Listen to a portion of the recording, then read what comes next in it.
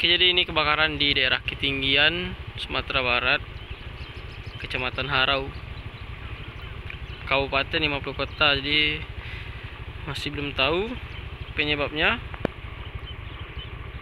Ini api gudang. Tuh api gudang sekarang tuh.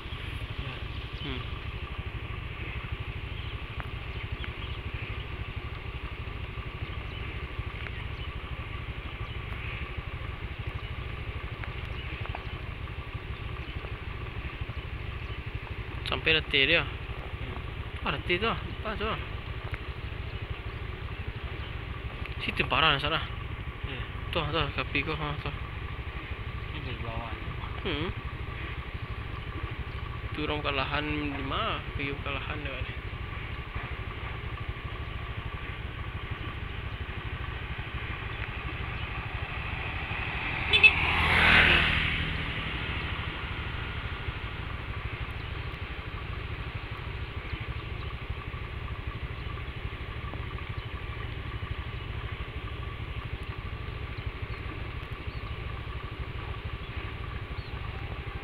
Masak dulu.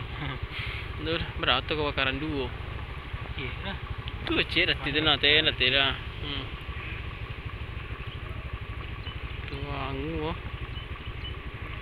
Nah, semua aja kebakaran. Dekat garam. Jati tu helikopter mulai. Wah.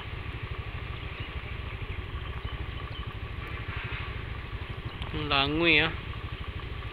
Masak batang sekali. Jam berapa kau? Menjelang siang.